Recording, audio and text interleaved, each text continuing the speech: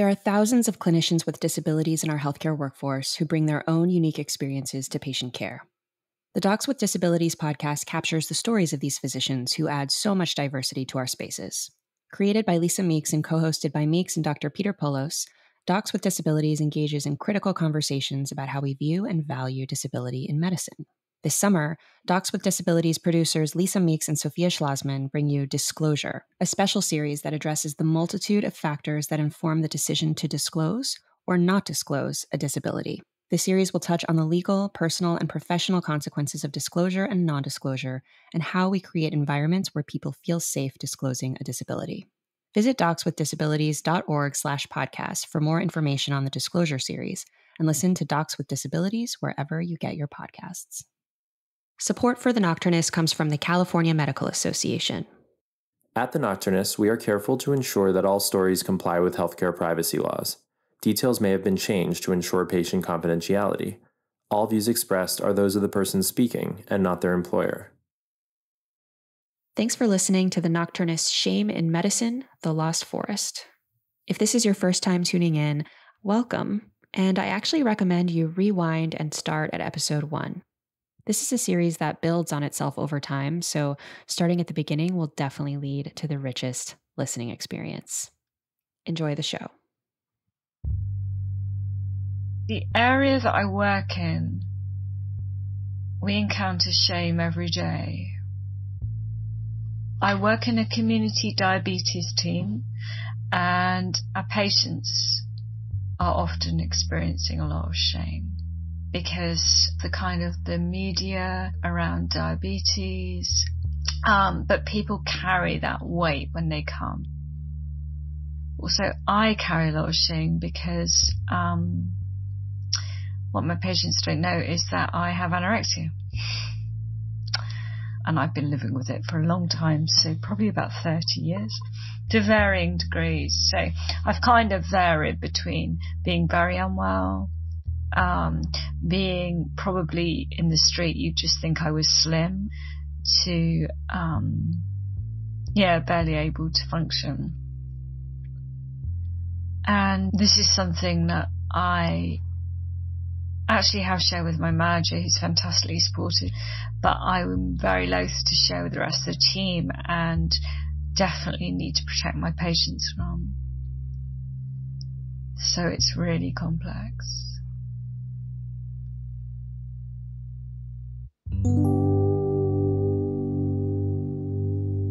What parts of yourself do you hide at work? Have you ever revealed something about yourself and then later wished you'd kept it a secret? Or maybe there's something you wish you could hide, but it's impossible to do so. As healthcare workers, what happens when we display the parts of ourselves that medicine teaches us to fix in others? What lengths will we go to prevent those parts of ourselves from being seen? And at what cost? In this episode, we explore the tension between the threat of being exposed and the very human desire to be seen and loved just as one is. You're listening to Shame in Medicine, The Lost Forest, and this is In Hiding.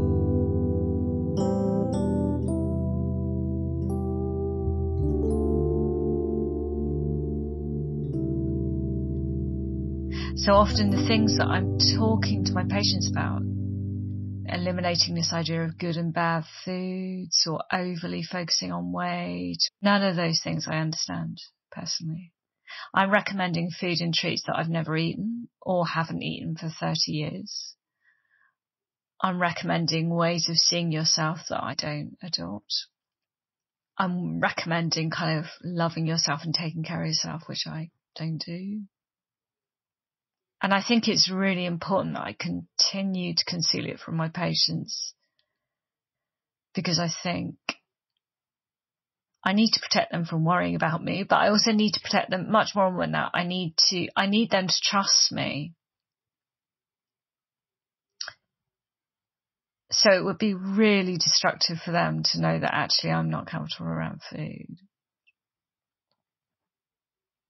So I will say things in sessions like, when we're working around sort of emotional eating, I will tell them lies. I will tell them, just to kind of normalize, because I think it's really important to role model as a practitioner. I will say to them, I often find myself eating a big chocolate pudding at the end of the day and I don't really want it. And I know that that's just a habit in front of Netflix, and I see them kind of respond to that and feel the sort of relief. Their shoulders go down. They're like, oh, she does it too. And then I talk about how I try and manage that, but this isn't true.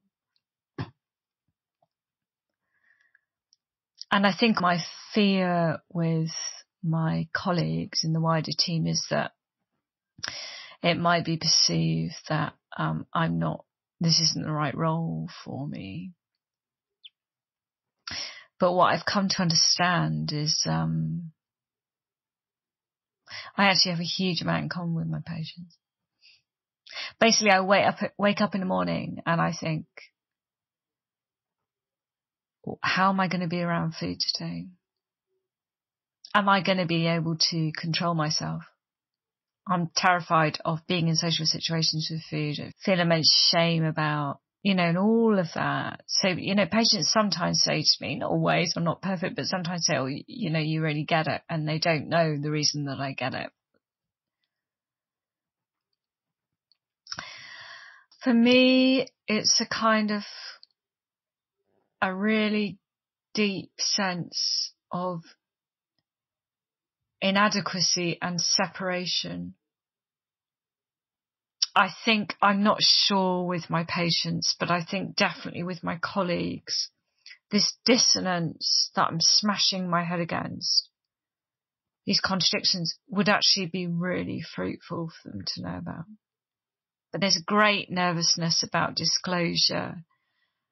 I think shame is ultimately about not being seen. It's odd because you think of shame as an exposure, but actually for me it's about not being seen for who you are. It's about being reduced.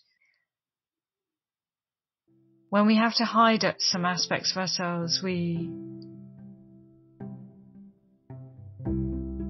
disempower ourselves and we disempower our patients.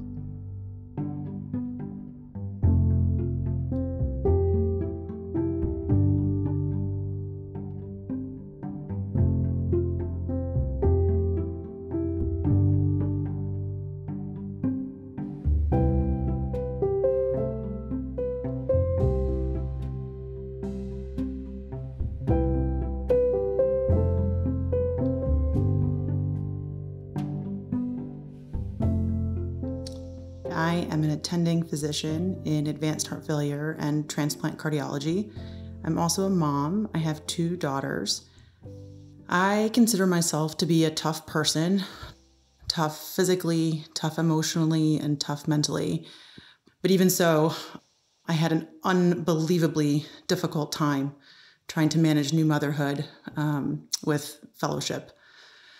One of the things that was the hardest was trying to figure out how to breastfeed and pump and work and kind of keep all that hidden, because it's not something that other people at work want to hear about. They don't want to hear about your boobs and your, sore, cracked nipples and all the things that go into trying to feed a human. One time when I came back after maternity leave, I was the cath lab fellow, and in between cases, I would try and run to the pumping room and pump. It was down the hall from the cath lab. And it was a shared sort of pumping space where there were chairs that were like sticky and gross, and there was like a little curtain you could get some sort of pseudo privacy in. And sort of strangely, it was also used as a surgery resident call room. So there was like poor surgery residents passed out post call there, and then there was this like social worker who had to use it as her office as well, which was insane. But I was pumping after a case once, and it's such a vulnerable position you're in, right? Like if you haven't done it, it might not be obvious, but you have to like take your shirt off at work and take your bra off and hook your boobs up to a machine. It's like pretty intimate thing to do while you're at work. Anyway, so I was doing that. My pager went off and it said, urgent, Mr. So-and-so is bleeding from his leg. It had a patient I had just finished cathing, and it was femoral arterial access. So it's, pretty emergent if someone's bleeding from their groin. And I was hooked up to this machine topless. So I whipped the pumps off, threw my shirt on, left everything as it was, and ran down the hall. And I ran to the post side of the cath lab where this patient was, and there was a nurse there who was, standing over his groin with the bloody dressing that was visibly bleeding. And so I took over and held pressure. And as I was holding pressure, I noticed this patient was staring at my chest.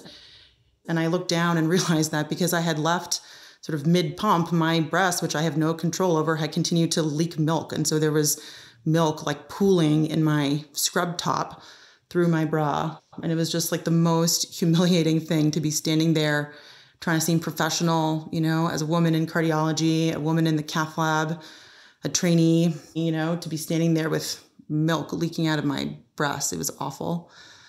And after the leg stopped bleeding, I went back to try and quickly clean up in between cases, because actually the next patient was already on the table and they were asking me to come in, and I lied and said I had to go to the bathroom, which is somehow more acceptable than saying I have to go clean up my pump parts. Anyways, I went back to that shared call room, and there was a note that someone had left on the chair that I had been in that said, "This is gross. This is a shared space. Please clean up after yourself." And I was just broken in that moment. I just wanted to scream, I am fucking trying so hard, and I can't win. I can't do it all. And it was one of those moments that I think all new moms have, where you just feel like, even if it's not true, you feel like no matter how hard you try, no matter what you do, you are just never enough. And it sucks. It sucks. And I am not alone in this experience. I know that every mom who tries to come, or who does come back and work or not after they've had a baby, has story after story after story of the difficulties and struggles of new motherhood, which are mostly invisible and mostly silent. One of my best friends was a structural interventional cardiology fellow when she had her second baby, her daughter. And so she spent most of her time in the OR, and she was also trying to breastfeed and pump, and there was no space for her to pump that was close enough to the OR. She could have come back to the stinky shared surgery call room that I was using, but it was too far and she couldn't. So she looked around, and what she found was a supply closet where they kept like a backup ECMO machine, which is like a, heart-lung bypass machine that's used for emergencies. And so she told me that she, in between cases, would go to the supply closet and kind of like clean off the top of the ECMO machine and lay her pump parts out and take her shirt off and pump. Sort of weirdly, it was also a space where people left their white coats to be laundered, like their dirty white coats. They would put them there, and then someone would come and, take them to the laundromat or whatever. And so while she was pumping, kind of crouched next to this ECMO machine, surgeons would open the door and throw their dirty laundry, at her, kind of inadvertently. And if that's not an apt metaphor for new motherhood, I don't know what is. You put your shirt back on, you swallow your pride, you bury your shame, and you go and you scrub for the next case.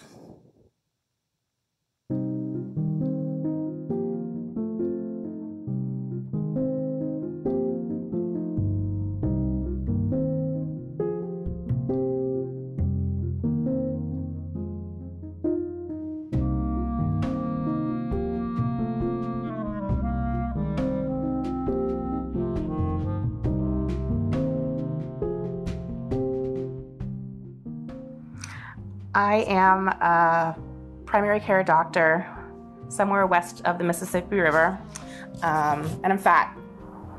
And I have so much shame around my fatness, and talking about this is incredibly fraught, and I think may also be really healing. So here goes. I've always been a fat kid. I grew up in a family where that was absolutely unacceptable, and where I was taken to a lot of doctors who told me miscellaneous things about my body and what it meant to be fat and how I could stop being fat. One thing that stands out was being told that I should stop eating apricots. And I don't think there was any context for them thinking that I was eating an excessive amount of apricots. But I was 11 years old, and I was taught to avoid apricots and that would fix my body. It did not. Any encounter I had with a doctor growing up was traumatic. And one of the ways that I decided I was going to process that trauma was by diving in headfirst and going to med school and becoming a doctor. And I think a part of me thought, and maybe a part of me still thinks, that I could conquer it. And the shame would go away. So I got into med school, and off I went. Med school was rigorous and fun and delightful, and also a total shit show. Being the single fat person in my med school class, the single fat young doctor or trainee around, felt very exposed. At the end of my surgery clerkship, I sat with the clerkship director, a surgeon, who told me I had done a good job. I had rounded with my patients well. I did a great job with assessment and documentation. And he said that the thing that I needed to work on was that I needed to get bariatric surgery, and I needed to do it fast before I applied for residency. I had never asked him to weigh in on any part of my health or my body. I had not solicited any feedback beyond what was demanded of me as a med student training with him. But he decided that the thing that I needed to work on was lose weight, that I needed to do it surgically. And as I sobbed at him, I told him that because it's what I could come up with, I couldn't afford that. And he told me he would pay for it. I now have a staff position. I'm an attending physician. When interviewing for jobs, it's always something that I walk into the room knowing that people are going to see and make assumptions about, and does not feel like something that I have the current capacity to have a conversation with them about, to say that the fact that I'm fat and a doctor is actually a pretty remarkable thing. And it also gives me this really insidery view into how a lot of our patients with larger bodies experience the medical field and their encounters. I really treasure that part.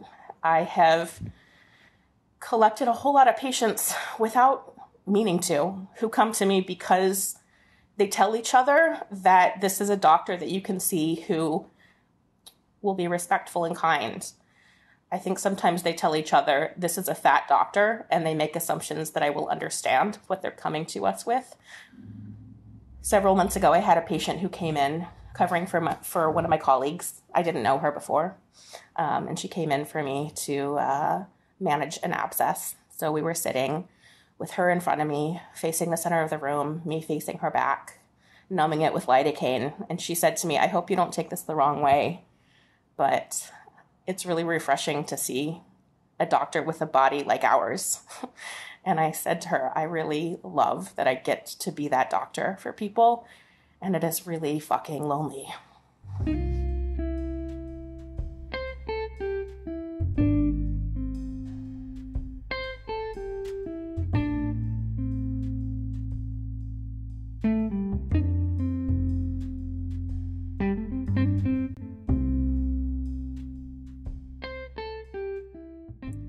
Every other year, I have to fill out the documents for the renewal of my medical license, and I always wait till the last minute. I don't have any malpractice claims to report, no disciplinary actions, no criminal activities. My medical license has never been restricted, denied, revoked, suspended, or surrendered, period. But I have a problem with question 23. Do you have a medical or physical condition that currently impairs your ability to practice medicine? Well, I do have a physical condition, and it does affect my ability to practice medicine. But is that the same thing as impair my ability to practice medicine? No matter how I interpret the words or configure the questions, I end up feeling bad about myself. When I was about 12 years old, I started to lose my vision. It occurred fairly gradually. It's not as if everything went dark or my field of vision suddenly narrowed. My vision wasn't blurry. I just started to lose the details, the fine print. I started having problems with reading books and seeing the blackboard. I learned to drive, but after a few years I stopped driving because I was having problems seeing the traffic lights. Over the course of a few years, I saw a lot of doctors and had a lot of tests, but nobody could really figure out what was wrong with my vision. On one level, this was incredibly frustrating. But on the other hand, I think there were some benefits to not knowing. At the age of 17 or 18, if somebody had told me that I had a disability, I would have probably taken a different path. I would have chosen a college that was much less competitive. I would have chosen a career that was less demanding. But without a diagnosis, without a prognosis, I didn't know if things would get better or if they would get worse. I didn't really know what to do, so I just sort of kept moving on, moving ahead. I finally got a diagnosis at the end of my second year of medical school. It was actually a pretty random event. I had conjunctivitis and went to the clinic. The resident who was on call that day was quite perplexed when I couldn't read beyond the fourth line of the eye chart. She asked me what was wrong with my vision, and I said, I have no idea. She was not willing to put up with that answer, and after a flurry of tests and visits with various consultants, I had a diagnosis. I have Stargardt's disease, which is a form of juvenile macular degeneration. The good news was that I was not going to completely lose my vision. The bad news was that there was no treatment, no cure, nothing could be done, and I would just have to learn to deal with my vision. Shortly after I received my diagnosis, I made an appointment to see the dean of the medical college. His office was literally in an ivory tower. When I set up the appointment, I felt so mature, so put together. I had a problem, and I was going to deal with it head on. So there I was in his office, with its dark, wood-paneled walls, the bookshelves to the ceiling, and the red velvet curtains. He leaned back in his leather-bound chair as I explained my situation. I don't exactly know what I was expecting out of the meeting. Advice, support. Well, that's not what happened. He asked only one question. But what will you do? He asked. Certainly you can't practice medicine. It took me a long time to recover from that meeting, and it could be said that I've never really recovered from that meeting. It would be easy for me to feel sad or angry about the things I haven't been able to do or the opportunities that have passed me by.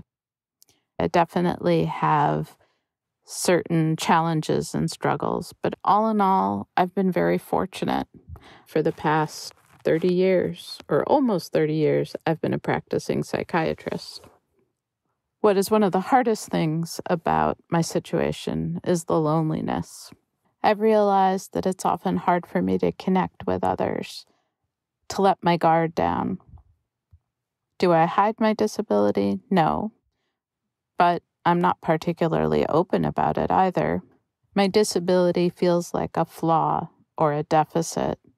And in a field like medicine, where perfection is so highly prized, there's always this feeling that's lurking in the background that I am not good enough, and when others find out, I will lose everything that I've worked so hard to attain.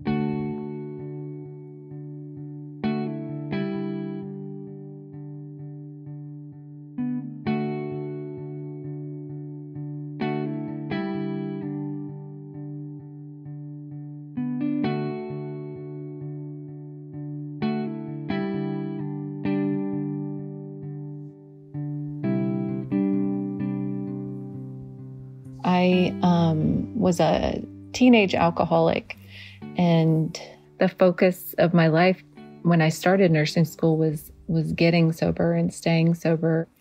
And I think the principles that define being a sober alcoholic really fed my trajectory in nursing school. I graduated at the top of my class, met my partner, and my daughter was born 2 weeks after I took the NCLEX. I had the partner, I had the baby, I had the beautiful, perfect life.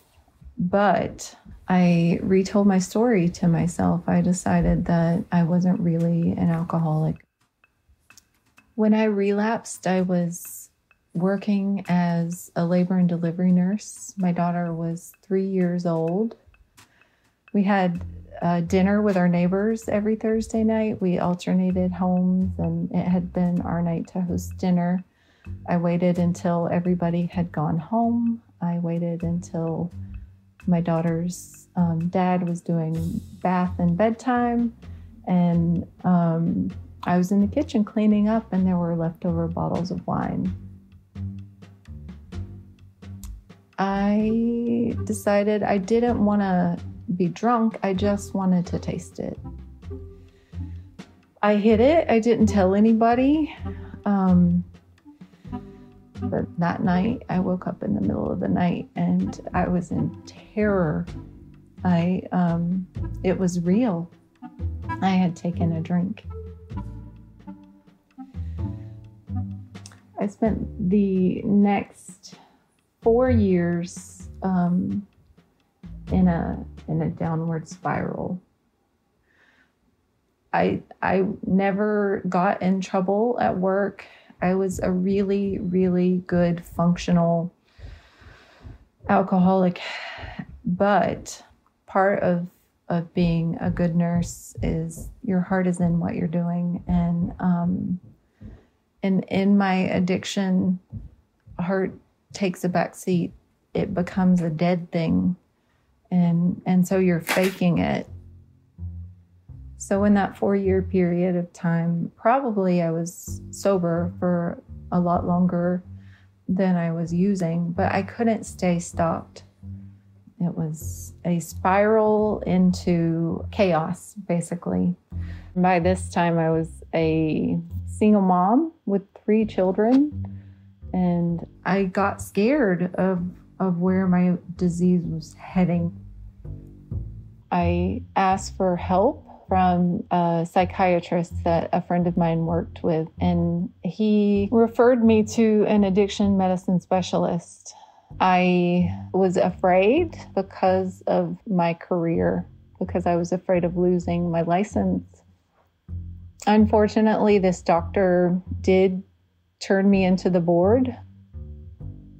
When I got that letter in the mail from the board, it was like a kick in the gut. The nursing diversion program added a layer of complexity to my life that made it harder instead of easier to get sober. Suddenly, I couldn't go to work. I had to call a phone number every morning to see if I had to test or not that day. I had to show up at a meeting for a nursing group every week. I had a really difficult time, even when I got sober again, sharing in meetings, because I felt so much shame around what my job was and what my behavior had been, that I had relapsed and continued to work. Yeah, it felt like it would never be okay. I was in the nursing diversion program for 4 years. I wasn't allowed to work for the first 2 years, I believe, of that 4 years. I had applied for a job about 7 months before I got the phone call. They were supposed to call by 5 o'clock, and it was 4:30 and my phone hadn't rang. And I decided to drive to Starbucks, and on the way there was this double rainbow in the sky. And for the first time that day, I wasn't obsessing about work. I was obsessing about this amazing rainbow. And I got out of the car, I got my coffee. I was sort of in this blissful place. And I got back in the car and I had a voicemail saying, "If you'd like to accept the position, it's yours." And it was such a beautiful moment, but I hadn't told them yet about diversion. So I contacted the person who would be my manager and said the truth. I was terrified. I thought for sure she's going to go with somebody else. This is not going to be my job anymore. And I got the job. It was the double rainbow moment. It's pretty amazing.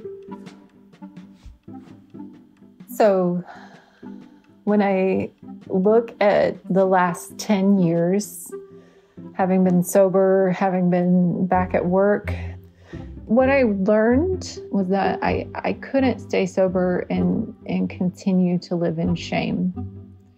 I had to find ways to start telling the truth.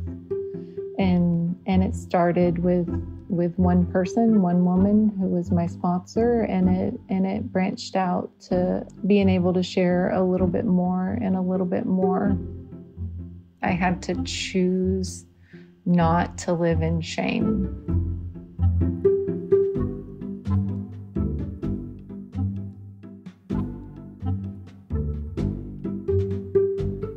Thanks for listening to the Nocturnist's Shame in Medicine, The Lost Forest.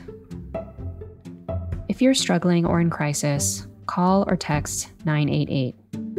If you're a physician, you can call the Physician Support Line, a national free and confidential resources that's specifically designed for physicians and medical students.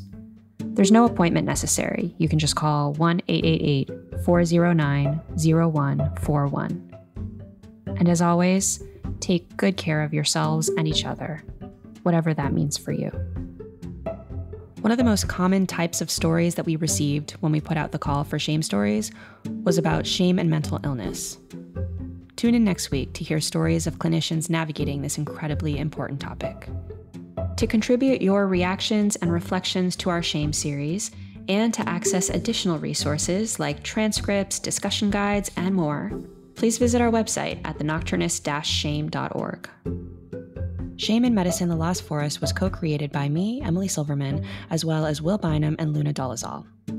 It was produced, edited, and mixed by Sam Osborne and produced and assistant edited by Molly Rose Williams, with additional producing by Adelaide Papazalo.